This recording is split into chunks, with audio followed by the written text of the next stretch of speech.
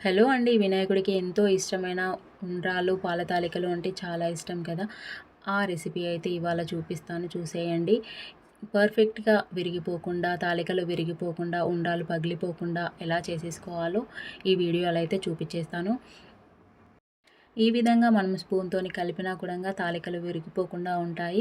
చిక్కదనం చాలా బావుంది కదా! ఈ విధంగా ఉంటేనే తాలికల టేస్ట్ అనేది ఉంటుంది. పల్చగా ఉంటే అయితే అస్సలు బాగోదు. కొంచెం ఈ విధంగా ఈ మాదిరిగా ఉంటే బావుంటుంది. నేను సర్వ్ చేసుకున్నాను వేరే బౌల్‌లోకి. అప్పుడు కూడంగా తాలికలనేది ఏమాత్రము విరిగిపోలేదనమాట. టేస్ట్ అంటారా ఇంకా చెప్పనవసరం లేదు. ఇవైతే నేను బియ్యం పిండితోనే చేశాను. ఇంకా ఆ రెసిపీ అయితే లేటెందుకు వీడియోలోకైతే వెళ్ళిపోదామండి. రెసిపీ ఏ విధంగా చేశానో మీకైతే చూపించేస్తాను. ఇంకా నేనైతే పొడి బియ్యం తీసుకున్నాను. ఈ విధంగా ఫుల్‌గా కప్పు తీసుకోకుండా కొద్దిగా తక్కువే తీసుకున్నాను. ఇంకా మీకు కనుక టైం ఉంటే గనక బియ్యము కడిగి ఆరబెట్టి తర్వాత పట్టించి తర్వాత బియ్యం అయితే తీసుకోండి.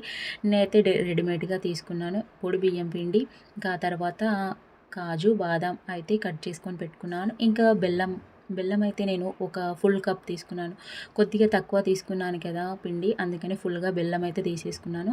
ఇంకా తర్వాత ఒక బౌల్‌లో కొన్ని వాటర్ ఏసేసి, అందులో కొంచెం బెల్లం వేసేసి తర్వాత మరగబెట్టేసుకుంటున్నాను. ఎందుకంటే మనం బియ్యం పిండితోనే చేస్తున్న తాలికలు కాబట్టి ఉండ్రాళ్ళు తినేటప్పుడు గానీ, తాలికలు తినేటప్పుడు గానీ పిండి పిండిగా అనిపించకూడదు గదా! అవి కూడా కొద్దిగా టేస్ట్ అనిపిస్తేనే బావుంటుంది. అందుకోసమని బెల్లం నీళ్ళైతే కాగబెట్టేసుకుంటున్నాను. ఈ విధంగా కాగబెట్టిన నీళ్లు పోసుకుంటేనే బియ్యం పిండిలో విరిగిపోకుండా వస్తాయండి. డైరెక్ట్‌గా చల్లనీళ్ళు తీసుకుంటే గనక ఖచ్చితంగా విరిగిపోతుంది. అలా విరగకూడదు అంటే ఈ విధంగా అయితే చేయండి.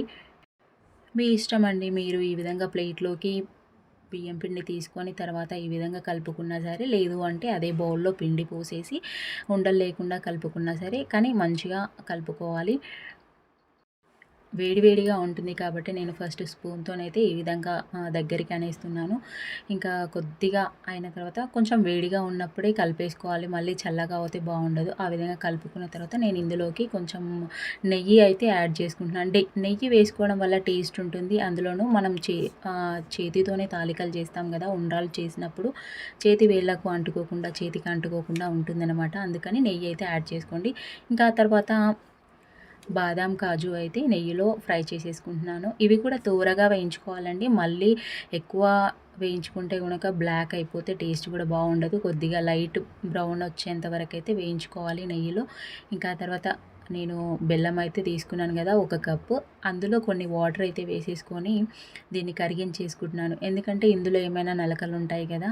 ఇందులో ఏమైనా గడ్డి గానీ, రాళ్ళు గానీ ఏదైనా ఉండొచ్చు. వడగట్టుకుంటే నీట్‌గా ఉంటుంది. లేదు బెల్లం ఫ్రెష్‌గా ఉంది అని మీకు అనిపిస్తే కనుక డైరెక్ట్‌గానే తీసుకోవచ్చు.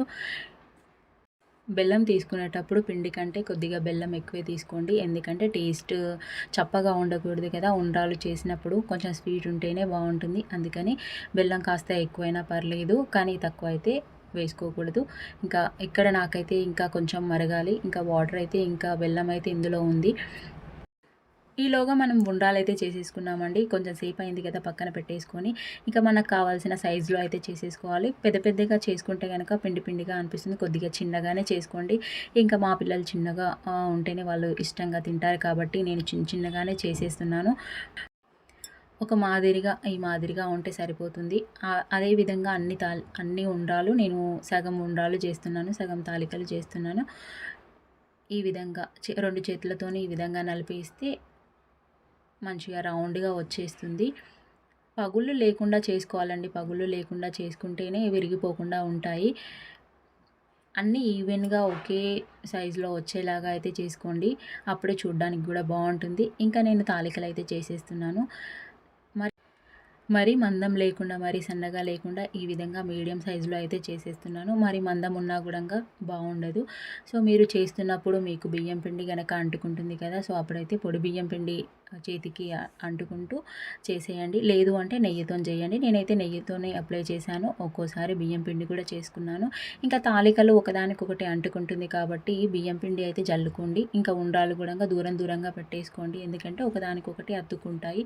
ఇంకా బియ్యం పిండి జల్లుకొని వాటిని కొంచెం అటు ఇటు కదిలిస్తే గనక అవి మంచిగా ఒకదానికొకటి అంటుకోకుండా ఉంటాయి. ఇందాక కాగబెట్టిన బెల్లం నీళ్ళైతే నేను వడగట్టేసుకున్నానండి. వడగట్టేసుకున్న తర్వాత మీకు చూపిస్తున్నాను. మళ్ళీ స్టవ్ పైన పెట్టేసుకొని ఇంకా మళ్ళీ ఇంకొన్ని వాటర్ అయితే యాడ్ చేసుకుంటున్నాము. వాటర్ యాడ్ చేసుకొని యాలకుల పొడి యాడ్ చేసుకుంటున్నాను. మీకు ఇష్టమండి యాలకుల పొడి ఉంటే యాలకుల పొడి యాడ్ చేసుకొని నేనైతే యాలకులు ఒక 3 యాలకులు ఈ విధంగా నలిపేసి తర్వాత ఇందులో వేసేసుకుంటున్నాను. ఆ తర్వాత ఒకసారి మరిగిన తర్వాత ఈ పొట్టు అనేది ఉంటుంది కదా యాలకులది, అదైతే తీసేస్తాను. లేదు మీరు యాలకుల పొడి అయినా యాడ్ చేసుకోవచ్చు. నేనైతే ఈ విధంగా చేసేసుకొని కలిపేసుకుంటున్నాను. మధ్య మధ్యలో తింటుంటే గనక ఇది మళ్ళీ అడ్డుపడుతుంది కదా! అందుకని ఒకసారి మరిగించుకున్న తర్వాత ఆ పొట్టు అయితే తీసేసుకుంటున్నాను. ఉండ్రాలు, తాలికలు చేసిన తర్వాత కొంచెం పిండి అయితే నేను పక్కన పెట్టేసుకున్నాను. అది కొంచెం వాటర్‌లో కరిగించేస్తున్నాను. ఉండలు లేకుండా మొత్తము పిండి ఈ విధంగా అయితే కలిపేసుకుని ఇంకా బెల్లం నీళ్ళైతే మరుగుతున్నాయి కదా! ఆ విధంగా మరుగుతున్నప్పుడే నేను యాలకులైతే తీసేస్తున్నాను. ఇంకా ఆ తర్వాత ఉండ్రాలైతే వేసేసుకుంటున్నాను. ఒక్కొక్కటిగా వేసేసుకుంటున్నాను. అన్నీ ఒకటేసారి వేసుకోకుండా ఒక్కొక్కటిగా వేసేసుకుంటున్నాను. ఇంకా అవి కొంచెం ఒక పొంగు వచ్చిన తర్వాత మళ్ళీ తాలికలు వేసుకుంటున్నాను. వేసుకునేటప్పుడు విడివిడిగా వేసుకుంటే గనక విడిగానే ఉంటాయి. మళ్ళీ కలిపేటప్పుడు కూడంగా ఇలా జాగ్రత్తగా నిదానంగా సైడ్ నుంచి కలపండి.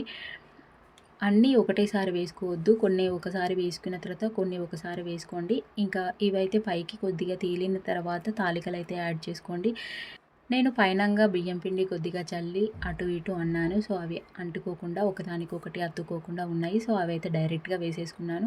నేను కొంచెమే చేస్తున్నాను కాబట్టి ఈజీగా. ఎక్కువ చేసే వాళ్ళైతే గనక కొద్దిగా ఆగి వేసుకోండి. కొన్ని ఒకసారి వేసుకున్నాక మళ్ళీ ఇంకొన్ని ఒకసారి వేసుకోండి. ఇవి ఈ విధంగా ఉడుకుతున్నప్పుడు అన్నీ పైకి తేలుతాయి కదా! సో, అప్పుడు చూసారా ఏ మాత్రము విరగకుండా మనం ఏ విధంగా వేసుకున్నామో అదే విధంగా ఉంటాయి. ఇంకా తర్వాత చిక్కదనం కోసం నేనైతే బియ్యం పిండి ఉన్నది కదా! అదైతే యాడ్ చేసుకుంటున్నాను. కలుపుకునేటప్పుడు కూడా కొంచెం నిదానంగా కలుపుకోండి. ఈ విధంగా కలుపుకుంటేనే విరిగిపోకుండా ఉంటాయి. ఈ మాత్రం ఉంటే సరిపోతుంది. ఎందుకంటే మళ్ళీ ఉడికేటప్పుడు మళ్ళీ చిక్కగా అయిపోతుంది కాబట్టి ఈ మాత్రం ఉంటే సరిపోతుంది. ఉండ్రాలైతే ఉడికించుకోవాలి. లేదు అంటే గనక పిండి పిండిగా అనిపిస్తుంది. బాగా ఉడికితేనే ఉండ్రాలు టేస్టీగా ఉంటాయి. ఇంకా ఈ విధంగా చిక్కగా అవుతుంది అన్నప్పుడు నేనైతే ఒక గ్లాస్ పాలు అయితే యాడ్ చేసుకుంటున్నాను. పాల తాలికలు కాబట్టి పాలము, బెల్లంతో చేస్తున్నాను కాబట్టి పాల తాలిక. ఒకవేళ మీరు పాలు తాగని వాళ్ళు, పాలు ఇష్టం లేని వాళ్ళు ఉంటారు కదా! సో, పాలు ఇష్టం లేదు అనుకుంటే గనక పాలు స్కిప్ చేయొచ్చు. పాలు స్కిప్ చేసి డైరెక్ట్‌గా అయితే చేసేసుకోవచ్చు. ఆ విధంగా చేసుకున్నా బావుంటుంది. నేనైతే పాలు యాడ్ చేసుకున్నాను. ఆ తర్వాత ఇందులోకి మనం డ్రై ఫ్రూట్స్ వేసుకోవాలి. మీ ఇష్టం. మీ దగ్గర ఏ డ్రై ఫ్రూట్స్ ఉన్నా కూడా అవన్నీ వేసుకోవచ్చు. ఆ తర్వాత నెయ్యి వేసుకున్నాను. ఒక స్పూన్ నెయ్యి అయితే వేసుకున్నాను. నెయ్యి వేసుకుంటేనే టేస్ట్ బాగుంటుంది కదా! స్వీట్‌లో నెయ్యి ఉంటేనే చాలా కమ్మగా ఉంటుంది. ఇంకా చూసారా ఈ విధంగా నేనైతే దించేసుకున్నాను. నాకు ఈ మాదిరిగా ఉంటే సరిపోతుంది. బెల్లంతో చేసిన తాలికలు అయితే రెడీ అయిపోయాయి.